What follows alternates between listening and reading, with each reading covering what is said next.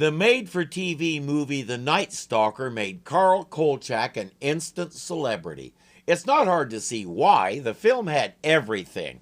It built suspense without padding, the story was interesting and compelling, and the hero was an obnoxious, babbling idiot who somehow managed to save the day in spite of himself. I enjoyed that movie and I enjoyed this one, but I admit, as a person, I really don't care for Carl. He is not a likable character. There are multiple times in both movies where you want to slap him down to the floor and tell him to shut up. The amazing thing about it is the movies make it work. You hate him, but you want to see more of him. How did they do that? Let's try to find out. We recall that Kolchak became persona non grata in Las Vegas to the point where the authorities more or less disappeared his girlfriend, to whom he had just proposed. He landed in Seattle, so this is going to be fun for me. I've only been in the area for a little over 10 years, so I don't know much about the city in 1973. Now, it's possible the movie won't help me much because a lot of it was filmed in Los Angeles, not Seattle. So we'll see. This is the story behind the most incredible series of murders to ever occur in the city of Seattle, Washington. You never read about them in your local newspapers or heard about them on your local radio or television station. Why? Because the facts were watered down, torn apart, and reassembled. In a word, falsified. This sounds familiar already. The first movie was a poke in the eye of politicians, police executives, and everybody else who was more interested in their own image than in the public's right to know things that might make them uncomfortable. Be prepared for more of the same, though it's not quite as in your face this time. Saturday, April 1st, approximately 2:35 a.m. Marissa, one of the three belly dancers at Omar's Tent, a well-known bar in the Pioneer Square area. She was through for the night and on her way to St. James Street, where she could catch the 3 a.m. bus that would take her to her small apartment in the Shoreline Park area. Needless to say, she didn't make it. Pioneer Square is in downtown Seattle, and it's always been a popular area for nightlife. Kolchak said she was a belly dancer, and if she was a genuine belly dancer, she's one of the fittest athletes you'll ever see. The true Middle Eastern kind requires muscle control that most of us can't even dream of. When we lived in Boise, I knew a lady there who practiced it, and I suspect she could break boards with her abdominal muscles. Yes, she had a figure that could take your breath away, but when she started dancing, you forgot about that. All you could see was the athleticism. And in real Middle Eastern belly dancing, that's the idea. It's not a sexual thing. It's an every muscle in my body is stronger than yours thing. A few nights later, in the bar room of the Seattle Press Club, one Tony Vincenzo by name, city editor by profession, bilious grouch by disposition, renewed acquaintance with a dear old comrade of the Fourth Estate. Wait, the guy who did the music is really named Robert Cobbert? Talk about sadistic parents. It's not hard to guess who that old comrade is. There's a world outside, a world of facts. Stumble on, take a peek at him. Get your brains out of hibernation. Oh, no. Come on, you can't expect me to believe this. This doesn't make any sense at all. What's the difference if it makes sense or not? If it's true, you're supposed to be a newsman, aren't you? Not a critic. Well, I am. Yeah, take a look at this then. Just take this one. Take a look around that corner. See if there isn't someone there that looks like he just came from a road company performance on the front page. If you haven't seen Front Page, that joke won't mean much to you. And he's talking about the 1931 movie, which I haven't seen either. I saw the remake with Jack Lemmon and Walter Matthau, but that came long a year after this movie. I'm pretty sure Vincenzo isn't clairvoyant. Kolchak is there with his big clipping book trying to tell somebody about the vampire story in Las Vegas. Why he's doing this in a bar at the top of his lungs is easy to explain. He's Kolchak. When he starts talking, it doesn't matter where he is. It's the most important thing in the world. And if you don't listen, he'll keep raising his voice until you do.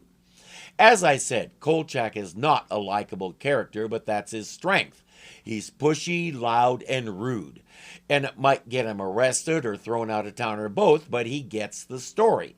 Nobody's sure how, but he does it. Can you read English, or do I have to tell you what it says? See right there. V-A-M-P-I-R-E, vampire. That's what it says right there. Can you read the official coroner's report? Look at that, blood drained from a victim's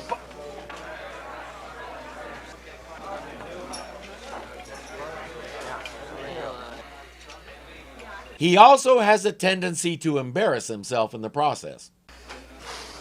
There's nothing wrong with me. They can't tell you how reassuring that is. They know that the people who say that the loudest are usually mistaken.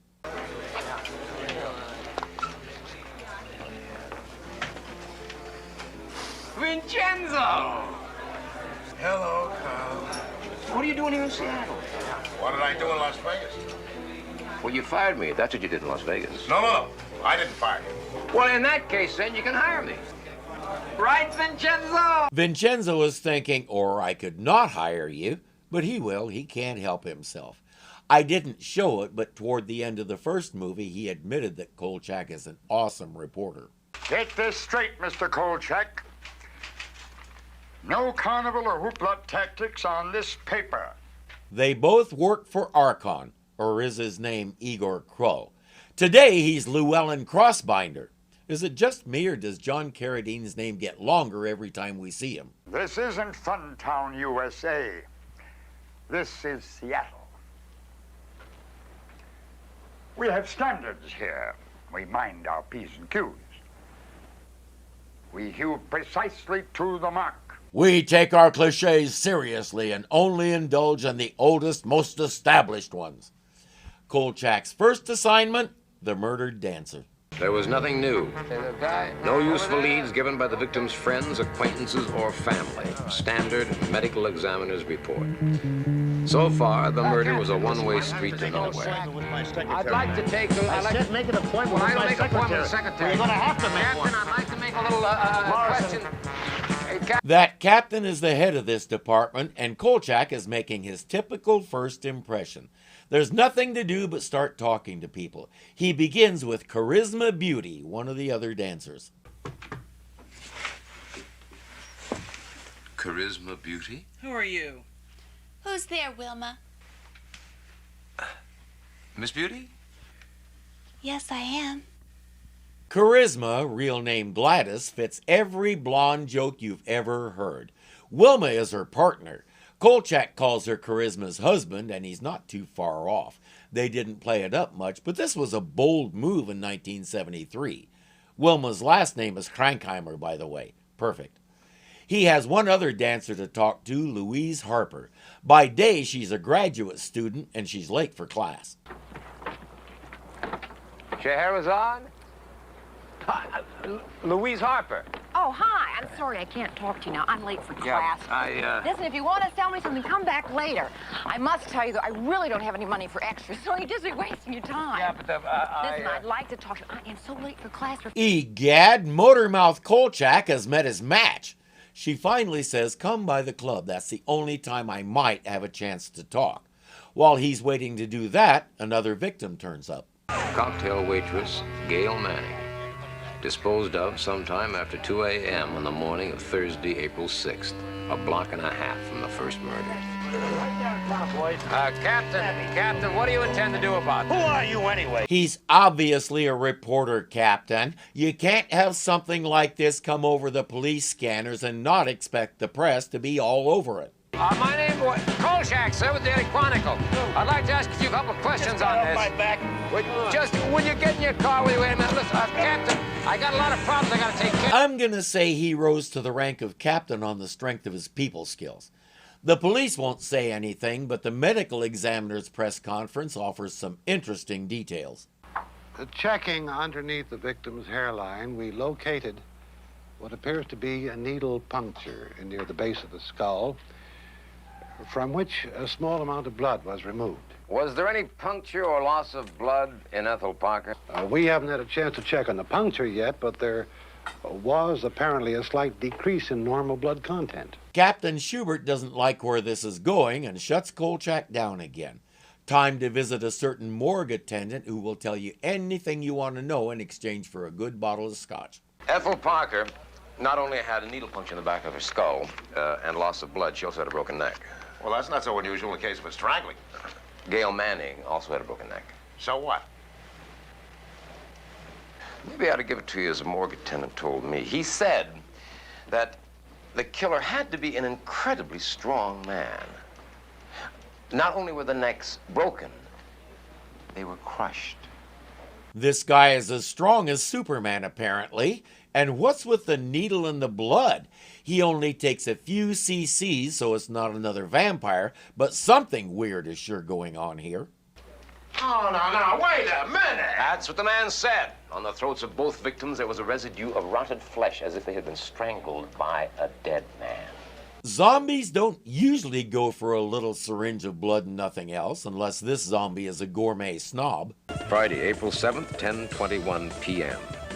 I wouldn't have believed it if I hadn't seen it with my own eyes, but Louise Harper's hips could move as fast as her mouth.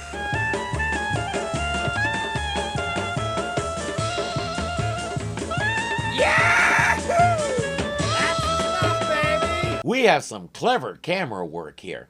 We can't see that lady's face clearly, so we assume it's Louise.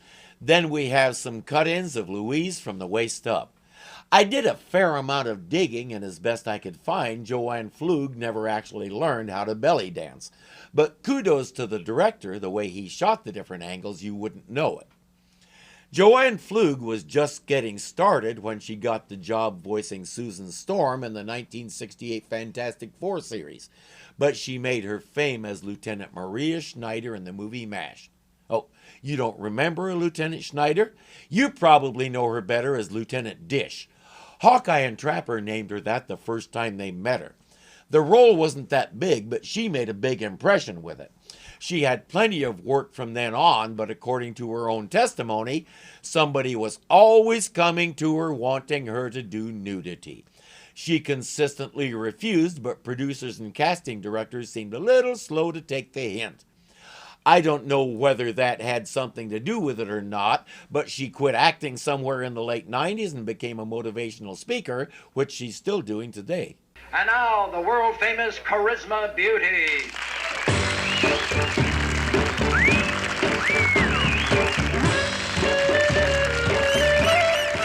Knock 'em dead, Charisma. Why should I do that?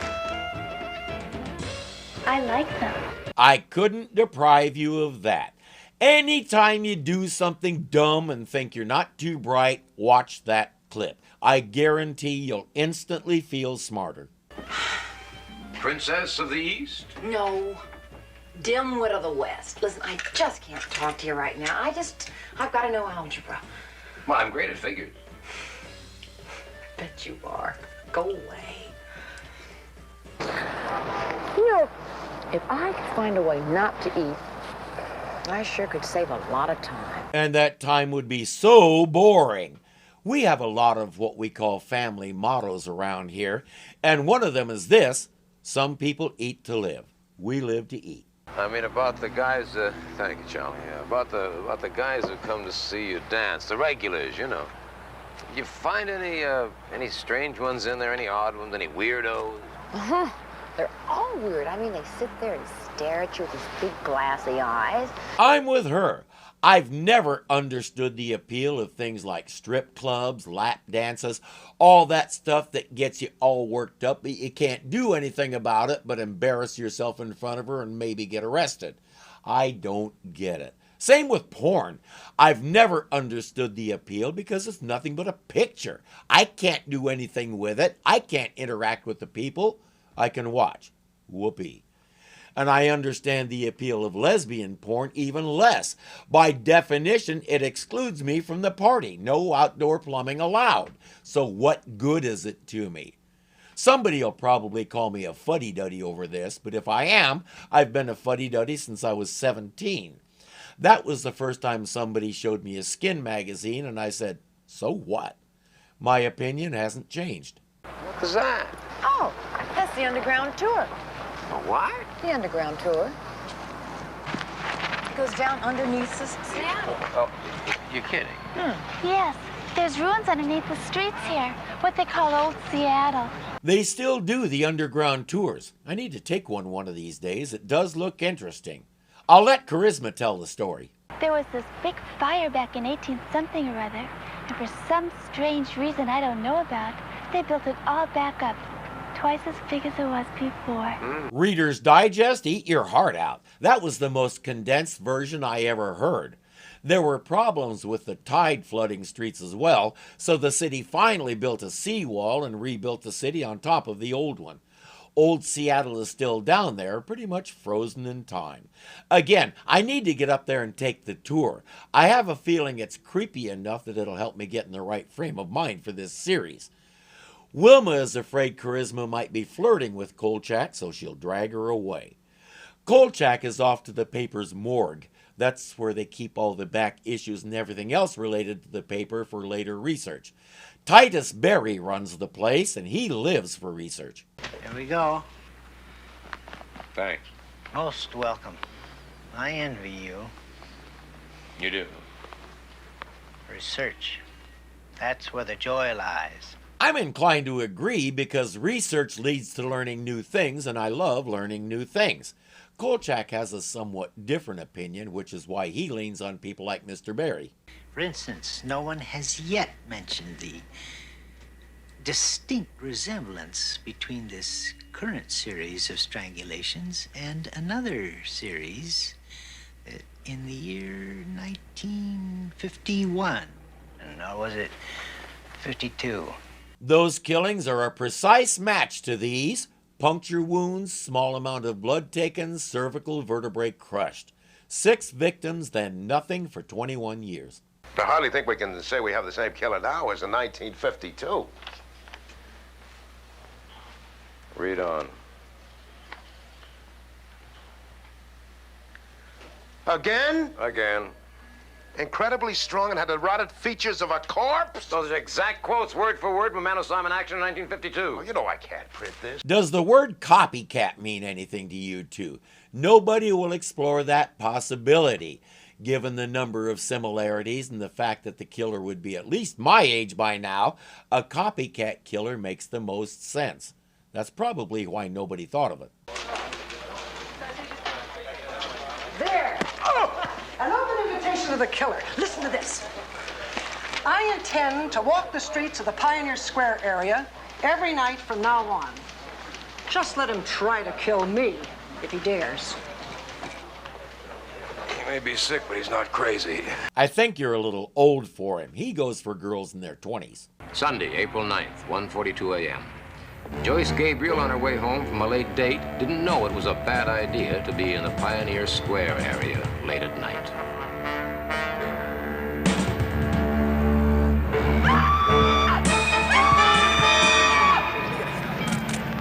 The lady who was screaming isn't the victim. She saw the killer in the act. The police won't release their sketch of him, so Kolchak and Vincenzo hire their own sketch artist and pay the lady a visit. Yes, Is that what he looked like? that's what I saw. When Kolchak wrote his article about the 1952 killings, he mentioned Mr. Berry, and Mr. Berry is so grateful for his 15 minutes of fame, he's got a nice surprise for our hero. A burning curiosity impelled me to look further back into our files to see if there'd been any other strangulations of that nature. 1931? You gotta be kidding. There was another set in 1910 and another in 1889. This guy emerges every 21 years, kills 6 women in the same fashion, and then disappears. He's got the documentation, and they have an eyewitness description. Time to go to press. You know what I call that? Irresponsible yellow journalism. Fast buck journalism. The kind of seamy journalism one might expect to find in some second-rate metropolis.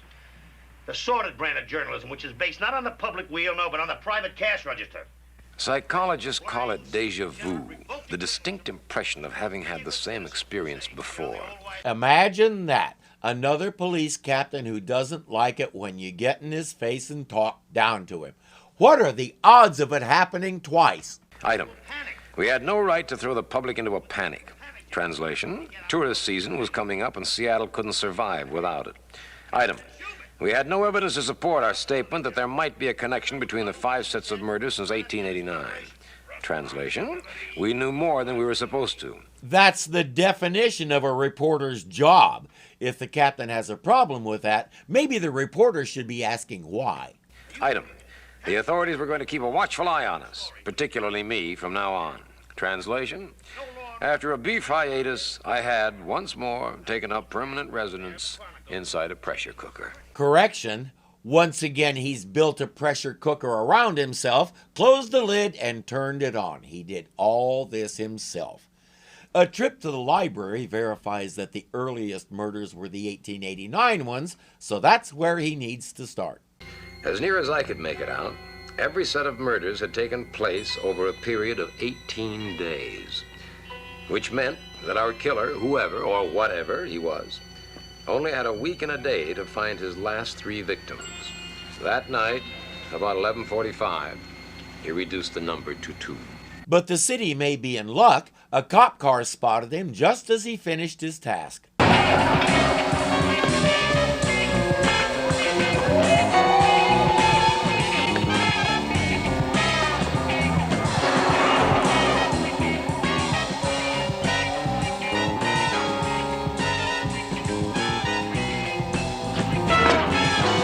Next time, let the guys with the helmets go in first. They'll distract our villain enough to make him let go of Kolchak, and they have him pretty well cornered.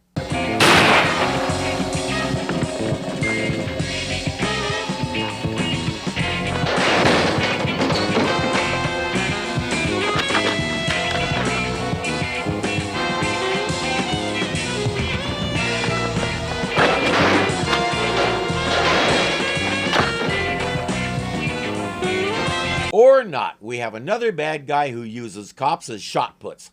But at least Kolchak got a picture of his face.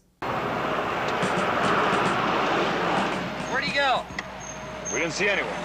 You better get the ambulance for those other guys. I'll take the camera. Hey, give me my camera there! Or not, it's just been impounded. He really doesn't get it. He knows he's right, so why are people so mean to him? Why is everybody always picking on me? But he has an idea where this guy might be going. After completely striking out of my efforts to get Schubert to return my film of last night's wipeout of the Seattle police, I decided to try another angle. Make room for the underground. I telephoned my belly dancing undergraduate friend and asked her to attend an afternoon tour of the underground with me. And why is he having her go along? Does she know something? Confession of a Newsman, Chapter 1. Her being with me had nothing to do with the story. Oh, right, Joanne Flug. As they move through the old city, he spots a side passage or alley that isn't part of the tour, like that matters to him. Someone is in here. There's an open wine bottle on a little table.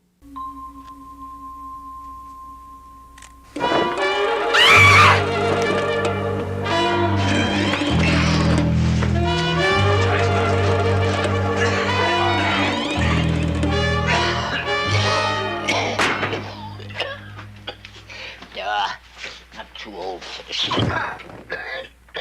And there's the owner of the wine bottle. He's harmless. He lives down here and spends his time looking for the bottoms of wine bottles. He doesn't know anything about a killer or anything else. It's hard to see because of the dim lighting, but that's Al Lewis, Grandpa Munster himself. While he did other parts like this one, he reprised his grandpa role multiple times and really leaned into the typecasting. But we see here that he's more than just a goofy vampire. Kolchak can't figure any of this out. He and Louise are discussing it as they ride the elevator up the Space Needle for lunch. How can he run like a track star, have superhuman strength, and look like a stiff? Now, what does he do with all that blood? I mean, it's like some kind of recurring nightmare. It's all happened to me before. What are you talking about? So he tells her the story of the vampire in Las Vegas. I finally drove a wooden stake into the vampire's heart.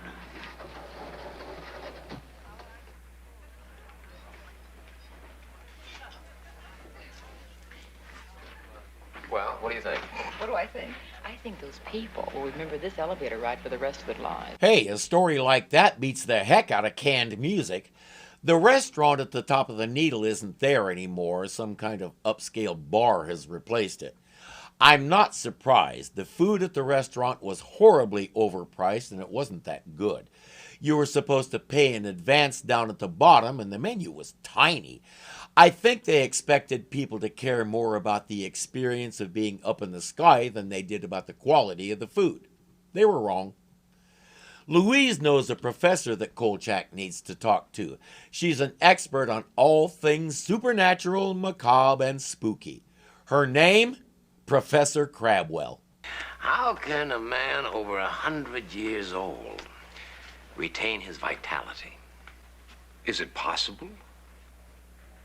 If it were possible, I'd be sitting here an 80-year-old sex pot. You could be anyway. Seems to me if everything still works, it's a matter of acting on the idea. Tinder doesn't exist yet, but there are plenty of ways to meet men. And since you're a witch, you can probably entice them with spells and potions. By the way, if you don't recognize the Wicked Witch of the West from The Wizard of Oz, it's probably because she isn't green today. Margaret Hamilton did tons of other stuff, but she will always be the Wicked Witch to just about everybody. She accepted it and would often add a little WWW for Wicked Witch of the West to her autographs. She realized she was a little too closely identified with the character when she discovered children were afraid of her. Kids would come up to her and chide her for being so mean to Dorothy. It reached the point where she went on Mr. Rogers' Neighborhood to explain that that wasn't really her, that was a character she pretended to be. The idea that children had an adverse reaction to her really hurt because she started out as a kindergarten teacher and loved children. Right now, she's moved up from kindergarten to college, and she has the answer to Kolchak's mystery. Staying young was not their purpose. Alchemy was conceived as an exalted notion, man at one with the universe. And will you please sit down? Yes, of course. Funny, he doesn't usually respond that well to authoritative voices. Maybe he's still thinking about the sex pot thing. These men led Spartan lives, living in the most humble of quarters, eating the most humble of foods. The Count St. Germain, for instance, existed on a diet which consisted solely of oatmeal, groats, white meat of chicken, and a little wine. It just seems to me that a diet like that would make a man old before his time. On the contrary, he remained young for a number of years. But if that's all you eat, I'm not sure I see the point. In addition to which he was said to have possessed almost superhuman strength. An elixir of life. What else goes into it? Milk or meat, celandine or honey, red wine vinegar, hair, sweat, blood. What kind of blood? What do you mean, what kind of blood? Human blood, of course. Our killer is an alchemist who's created this elixir. But if he only needs a few cc's of blood, why can't he make like the Las Vegas vampire and just raid a blood bank? Why does he have to kill women? Suppose an elixir of life could actually be produced. How do you think it would work? I mean, do you think that one treatment of it would cause everlasting youth? Or do you think that periodic treatments might be required, say... Wait a minute. Don't tell me. Let me guess. Every 21 years? Now suppose he has 18 days to make a new batch, but he's starting to decompose, so he leaves bits of dead flesh on his victims when he takes their blood. And suppose you flap your arms and fly right out that door. And suppose you check on the dictionary and you discover what the word fact means, Kolchak. Fact! Fact! What he just said fits the facts that they have, but Vincenzo didn't learn a thing from Las Vegas. He's still bound and determined to deny such things exist. Back at the club, Kolchak is kicking back and watching Louise rehearse.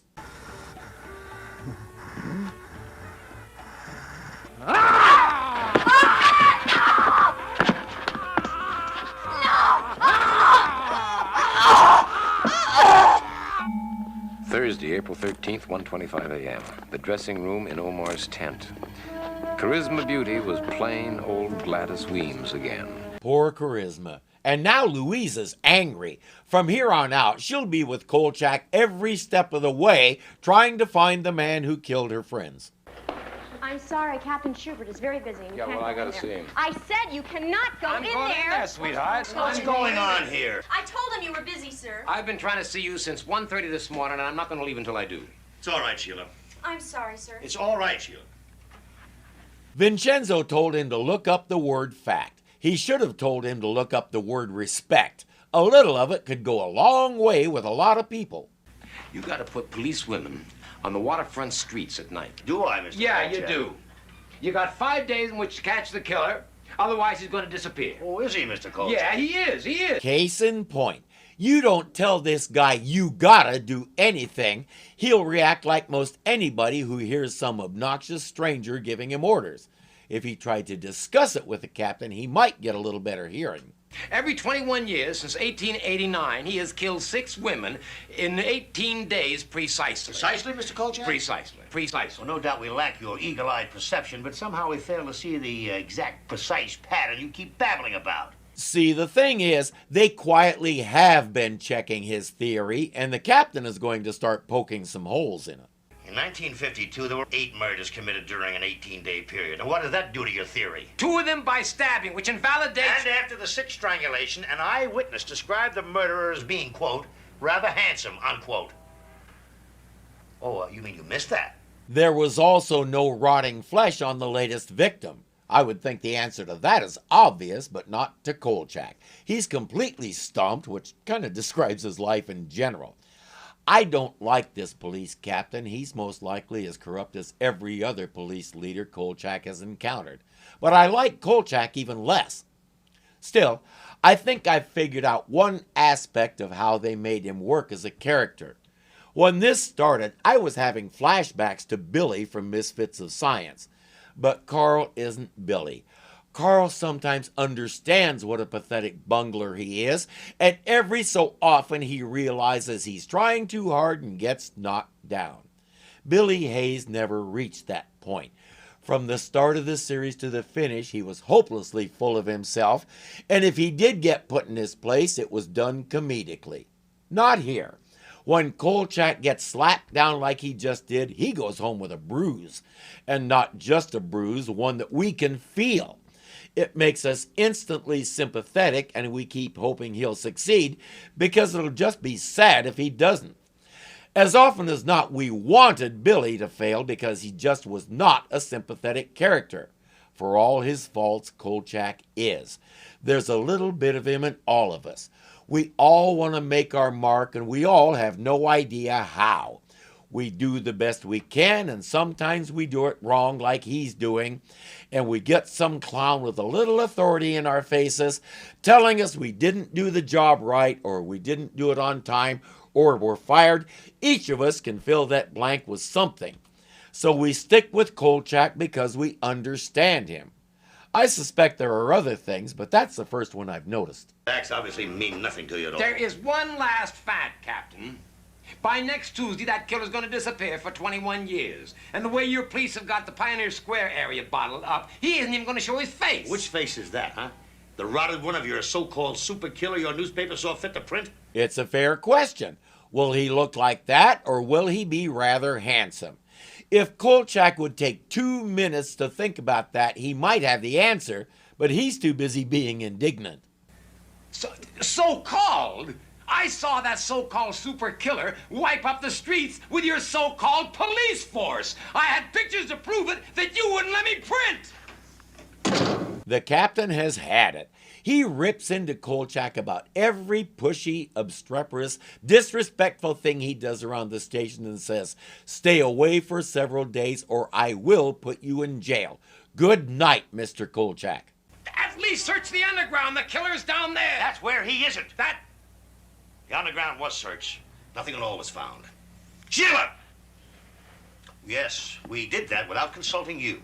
I hope that's all right, Mr. Kolchak. No, it's not all right with him. Go do it again. Did any of that penetrate at all? Listen, Crossbinder's got some influence in town, hasn't he? What about it? You have got to talk him in to pressuring the police, forcing them to do what I want them to do. You know what you just said? Well, of course I know what I just said. I just said it, didn't I? No, you don't know. It's finally happened, Kolchak. You've gone schizoid. He says you've decided you're the king with your crown and robe and you get to tell everybody what to do. And don't be too rough on Tony for misusing the word schizo. A lot of mental health terms were in flux at the time as doctors and researchers tried to get a better handle on mental health disorders and figure out what is what.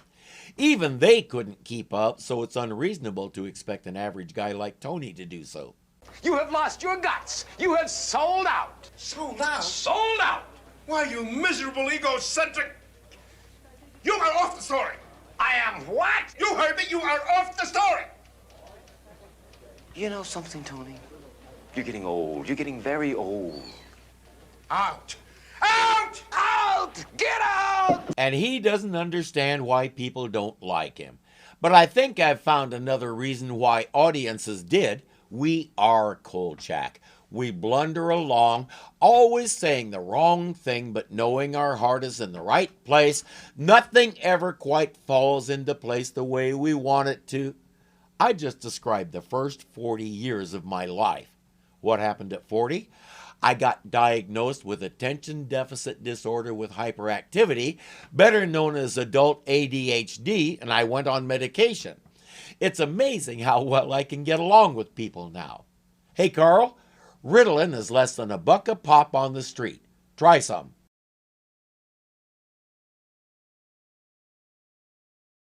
Mark Twain. 5th paragraph down. 5th paragraph down, 2, 3. Oh, yeah. Mr. Twain noted with typical dryness of tone that he had a most intriguing conversation with a local physician who claimed that physical immortality... Oh, this is very good, Mr. Barry, very good. The doctor's name was Richard Malcolm. The Civil War? He was a surgeon in the Union Army. After the war, he helped to found a hospital in Seattle. It's not there anymore. A clinic replaced it a while back. Kolchak will go over there to try and see if they have any of the old records stashed away. Turns out he doesn't need to ask. The answer is right there in front of him. All right, then. Call the police. Tell them we have a vandal here. Tell them to get here right away. Now, you get down from there this instant, sir. Malcolm Richards, M.D., the doctor's saint of the waterfront, founder of the Richards Free Clinic. Also known as Richard Malcolm, M.D., late of the Union Army. Meet Carl Kolchak, a reporter who is so full of himself it won't occur to him to take a photo of the picture and work from that. He has to climb up onto someone else's wall and try to take what's on it. Tony. It is to be regretted, Mr. Kolchak, that leg irons and mouth blocks were outlawed some years back. Now, will you wait a minute, please? Will you take these things off? I warned you, Kolchak. Congratulations, Kolchak. You have plumbed a new depth. The desecration of a saint. Dr. Richards is adored by everyone even remotely related to the clinic. Kolchak tries to explain that he didn't invent the resemblance, he just pointed it out. Nobody wants to talk about that. As for this eternal youth garbage, I hate it. Yeah, well, I can see why. That's the sort of remark that's going to get those cuffs taken off. Yup, yup, yup. What did you say? Now, hold on. We're not here for any personal vituperation. You know that word? Keep digging the hole, Kolchak. They'll all be glad to throw you in it. He will not stop. He knows he's not doing himself any favors, but he can't seem to help himself. I'm sad to say I know the feeling. But Kolchak has an ace up his sleeve. Mr. Barry to the rescue. Who is this man? Don't you know him? He works for you. Down in research, sir, for 35 years. Good God. Yes, while you were throwing your weight around and being a big shot, people like him were keeping your precious paper going. If your operation is so big you don't know who's working for you, your operation is too big. Mr. Richard Malcolm lived in New York City until 1868 when he moved to Seattle. Oh, very good, Mr. Barry, very good.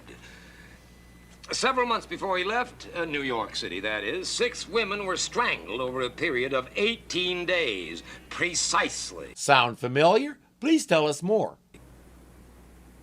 Their larynxes were crushed and their necks were broken. 2 of them had small wounds on the base of their skull. 1868, I might add, is exactly 21 years before the first group of Seattle killings, Mr. Vincenzo. That sounds even more familiar.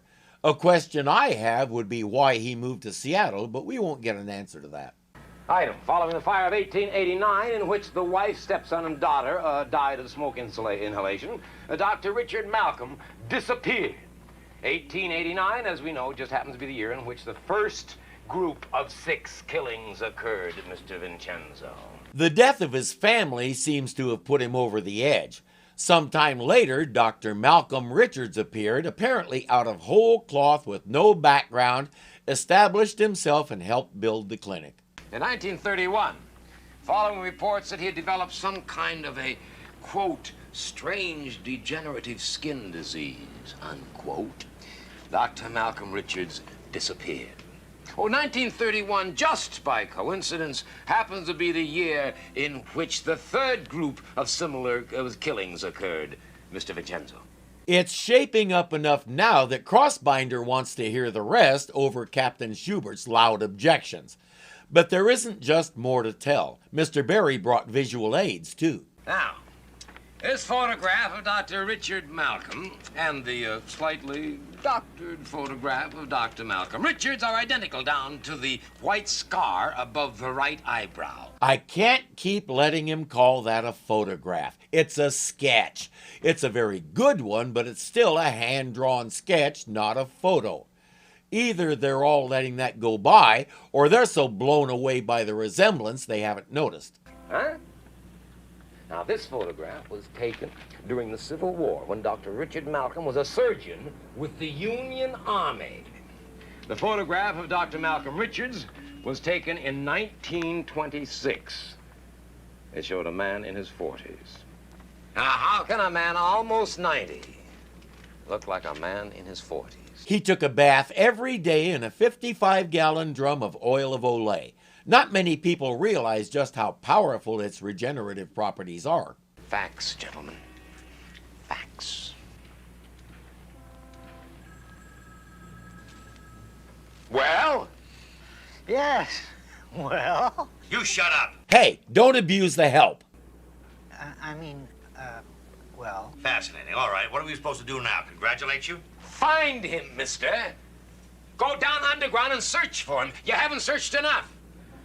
And put some policewomen in the area. Lure him out of his lair. He makes a good point about the policewomen. This guy is targeting young, attractive women, and he needs one more. Go fishing. And, Mr. Publisher, you might consider printing the stories. They are news, sir. Not hearsay. They are news. That will be enough, Mr. Kolchak.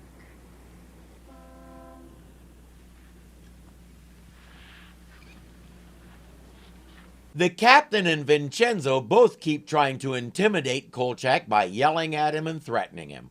When you're John Carradine, all you have to do is that. They take the cuffs off him and ask him to step out for a moment. Yes, sir. Well, Mr. Crossbinder, it'll be done. You can depend on it. Come on, Chuck.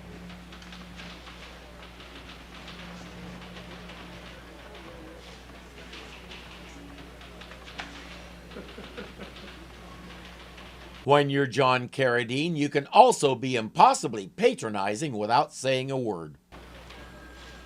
Oh, boy. Okay, Carl. I don't know how I did it, but I got you off the hook. You did? You're a genius, Tony. You're a genius. Now, what about the story? There is no story. They're going to handle it their own way, and they're not going to create a panic in the city to satisfy his whims.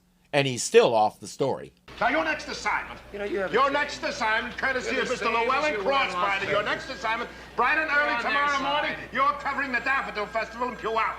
And you're lucky to get that.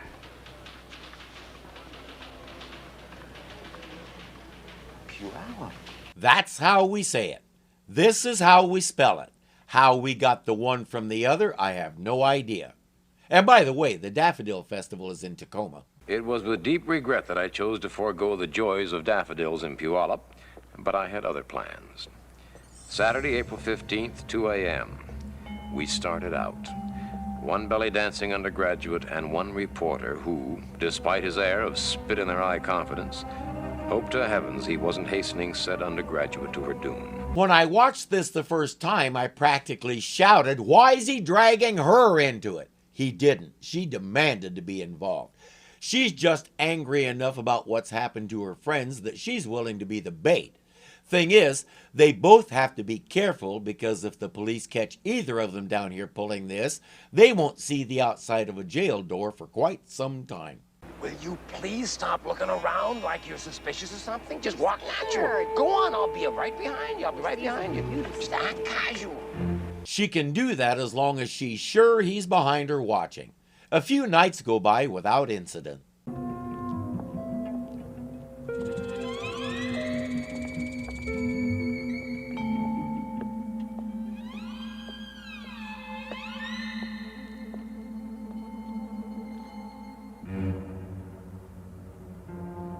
You're way too far behind her, dude. Get closer.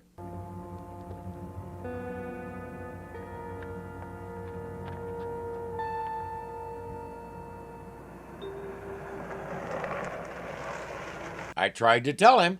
Those cops will stop at that call box and hang around long enough for them to lose sight of each other. Louise turns down an alley, determined to act casual and not look back. When the police finally move on, Kolchak isn't sure which alley she entered.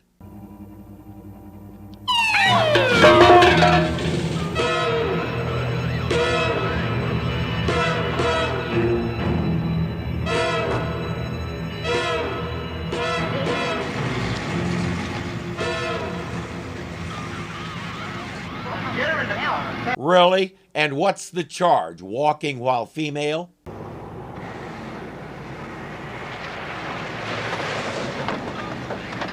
Okay, Kolchak, the party's over. Get in the car. Okay, with him you can take your pick, but what did Louise do? Our killer watches them drive away. Those goons don't realize they saved her life by a matter of inches. Meanwhile, somewhere in a small restaurant, a young lady is going over the night's receipts.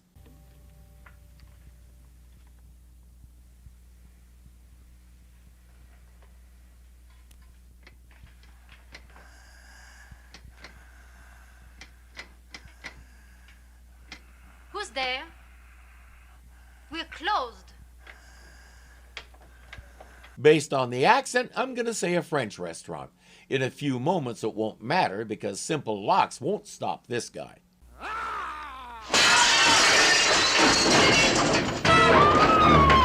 While Schubert is arresting Carl and Louise for being public people in a public place, the killer has his final victim. The police station is in a total uproar while Vincenzo is bailing Carl and Louise out. Believe what just disappeared. We had him cornered in the alleys behind the Richards Clinic, and he disappears. Click. The final piece of the puzzle fell into place. Back to Pioneer Square in the area behind the Richards Clinic. Our man had to have a way in and out of some secret part of the underground. And the basement of his old clinic had to be it. Break out a convenient basement window and they're in. Now they need to look for something out of the ordinary. You're not going to go down there. You stay here. That, for example. And what's below it is even more out of the ordinary. What is it? Looks like a big air shaft down here. Where does it go? All over. I'm gonna check it out. Pick one and follow it and keep looking for something out of the ordinary.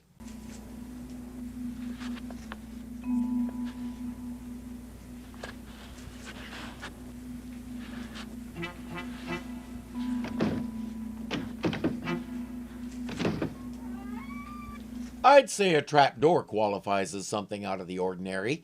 He tells Louise, wait 30 minutes, then call the police and tell them where I am. He's off to get his exclusive story. Here it was, the hidden city beneath Seattle's underground. I was descending to the world of yesterday, the world of the 19th century, of bustle pads and high crown hats and Queen Victoria. A historian could spend a lifetime working through this stuff. It's a place frozen in time, and there's a relentless murderer down here somewhere. Time to find him. I don't know how much of this was filmed in the Seattle Underground, but in the parts that might not have been, these sets are amazing. I'm convinced that's where I am.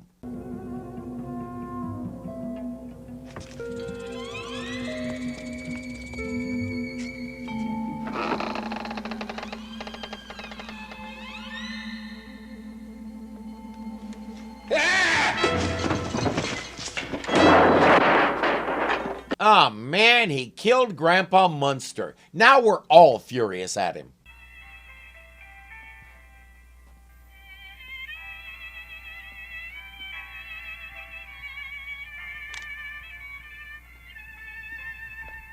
The Richards family, I presume. We humans can't handle being totally alone for very long. We find something to fill the void. Remember Tom Hanks and Wilson? If you saw the movie Ego with Richard Kiel, he talked to a mummified family much like this one. In an episode of The Twilight Zone, I think it was, a man thought he was the last person on Earth. He set up a bunch of mannequins to have someone to talk to. We are social animals and we don't handle solitude very well, especially if we know it's permanent.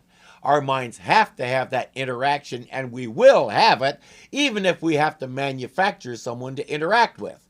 Dr. Richards, Malcolm, whoever he is no exception.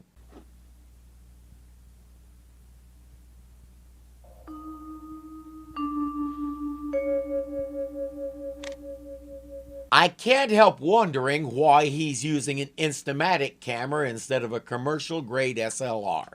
I know the Instamatic fits in his pocket, whereas the other one doesn't, but it also takes lousy pictures that aren't even close to newspaper quality. If you half-tone a photo from that thing, you lose almost everything. I know, I owned several back in the day and still have tons of pictures that we took with them. The problem is the size of the film. You can only enlarge an image on that itty-bitty film so much before it gets blurry. And there's no way to sharpen it. I tried every trick in the book. Did I mention I also used to have my own darkroom? Commercial film got standardized to 35 millimeter because it provides the best quality image in a comfortably usable package. But right now, Kolchak isn't concerned about quality. He's concerned about finding enough evidence to back up his theory about this guy. Not to mention the story of the century. He knows his man is here. There's a cup of warm tea on the table.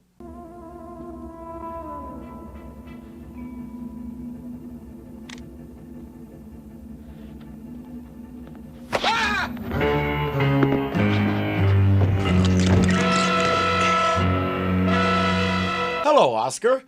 Richard Anderson is probably best known for playing Oscar Goldman, handler for both the $6 Million Man and the Bionic Woman. How did you get here? Through the cellar of your clinic. Clinic? I have no clinic. Why do you say that? He doesn't seem to realize it's named for him, at least for his second incarnation. Kolchak says, I want to find out more about you for my readers. Your what? My readers?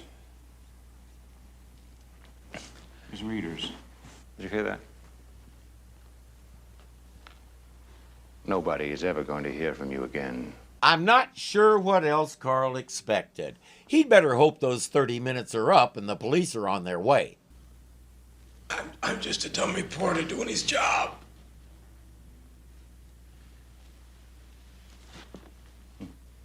You grovel nicely, Mr. Kolchak, sir. Apparently he respects a good groveler, and so does his wife. So you want a story, do you? He wants a story, darling. What do you think? Oh, we'll see if there's time. Yes, we have time. Why not? Why not? It seems only fitting that one other person in the world ought to know the facts. He'll give Kolchak the story. It'll never see the light of day, but at least Kolchak will know it before he dies. Suffice it to say that the additive which ultimately made it work for me was the blood of women removed from their brains in the 7 seconds following their death. Hence the hypodermic marks at the base of the skull. He crushes the vertebrae because it's quick. In 1868, I first took the elixir. Then, believing that my immortality was assured, I decided to perfect and refine the formula in the hopes of bestowing its benefits on mankind. And how do you decide which women die so that other people can live forever, Doctor? How is that trade-off calculated? Then, in 1889, my world collapsed. Yes, 1889. Your family died and you began to age. Are you going to listen? Are you going to listen? Or are you going to interrupt? No. Listen. To be fair, you did stop talking, and Kolchak's mouth has a mind of its own. I discovered that the effects of the elixir were not permanent. I began to age. I had to kill again. No, Doctor, you didn't have to kill again. You chose to kill again because the thought of your own death was too much to handle. You chose to steal other people's lives to prolong your own beyond your allotted time. There's no necessity in that. That's pure selfishness. That's why you look the way you do now, isn't it? Yes. Stage by stage. In 18 days. That's the way the elixir works. That's why the earliest victims had dead flesh on them, but with later victims, eyewitnesses could describe him as rather handsome. I believe I mentioned very early on that the answer to that question was obvious, but some people have to have it explained in words of one syllable or less. Then I shall have 21 more years to make its effects permanent. And that's what he does in the intervening years. He stays down here with his family of mummies working on his formula. This is his life and he wants to make it permanent. I don't see the appeal. 21 more years? That's all you're ever going to have, isn't it? That's not true. I'll find the answer eventually. Eventually? How many more women are going to have to die? What's a few lives compared to immortality, Mr. Kolchak? Why don't you ask the people who were living those lives, Doctor? A few lives were important to them. This is the 6th and final dosage. I shall take it shortly, and the revitalization shall be complete. If I don't take this final dosage now, the process will reverse itself. Oh, this is too easy. Even as addle-brained as Kolchak is, he realizes this is too easy.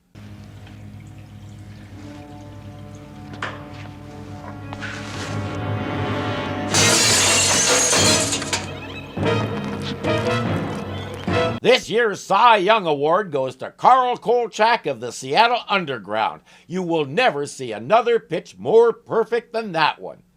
He knows it's going to cost him dearly.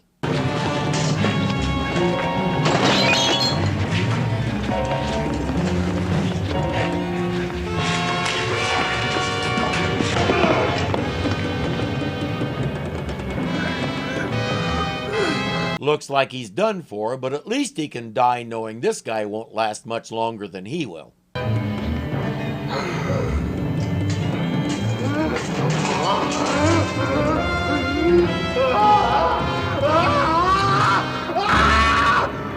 Hello, Dorian Gray. What are you doing here? For the sake of 6 women, some of whom may not even have been born yet. For the sake of justice for the women who never got to finish their lives because you decided you were more important. Because in 1973, the world was already heading for overpopulation, and giving everyone immortality would soon weigh the planet down with so many humans, Atlas would drop it.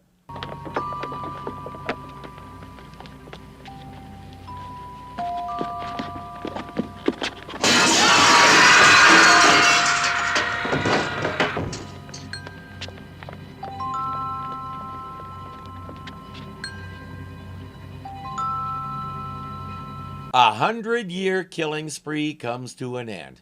And it's all thanks to Kolchak, the guy they've been giving so much grief.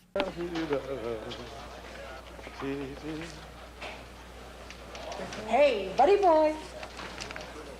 Yeah. Hey.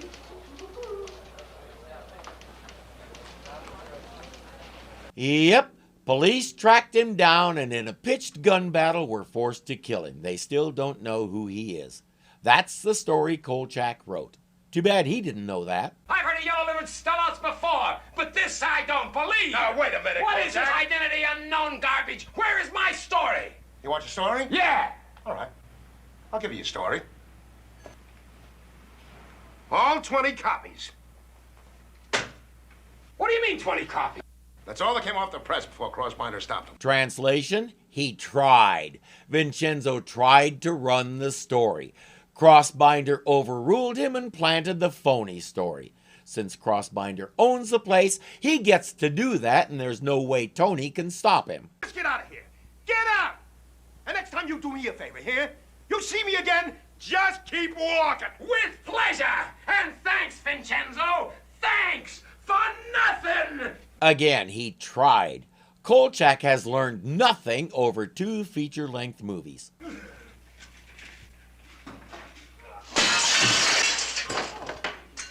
Okay, he did learn one thing. He's a heck of a pitcher.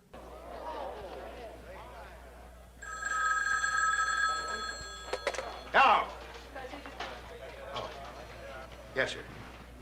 Yes, Mr. Crossbinder. Right. I'll be right up. The second movie ends just like the first one, with Kolchak being thrown out of town. At least nobody intimidated his girlfriend into vanishing. This time he has company. So there it is, another tale of defeat snatched from the jaws of triumph. Another case of virtue unrewarded, of dishonesty being the best policy, injustice Will rampant. you shut up and put that stupid recorder away? I mean, it's late. Oh, it wasn't hard to figure out what that phone call was about. They're off to New York. New York? New York! Yeah, that's where we're going. And you're lucky to be going with me. I suppose I should consider myself lucky, too. As I said, nobody made his girlfriend leave town. He's taking care of that himself. At least she's going willingly. That's right. Oh, Kolchak, do you know that I have heard just about all I want to take from you or even hear ever again? You think you've got problems? There I was, one semester shy of getting my degree in psychology, and what happens? You show up outside my houseboat one day, mouth, all mouth, Kolchak. Compared to you, I am tongue-tied. Okay, willingly is a flexible word. This movie was every bit as big a hit as the first one, and a third one was already on the concept boards. But it wasn't to be. Instead, we went with a series. It aired on Friday night on ABC and should have had a pretty good chance of success. CBS was running a Planet of the Apes series that bombed horribly, while NBC was holding its own with back-to-back sitcoms Sanford and Son and Chico and the Man. I didn't get to watch Sanford and Son because my dad wouldn't watch a show about black people. We all enjoyed Chico and the Man, though. I have vague memories of watching an episode or two of Kolchak, but I couldn't tell you what I watched or what kinds of impressions it made. Truth be told, I wasn't watching a whole lot of TV at that time. I spent a lot of time hanging out at my sister's house playing board games and stuff. So this will be pretty new to me. Special thanks to my patron Glowworm for the loan of their DVDs so I can do this. We've seen what kinds of stupid things Kolchak can do in an hour and a half. Now let's see what idiocies he can cram into an hour. Until next time.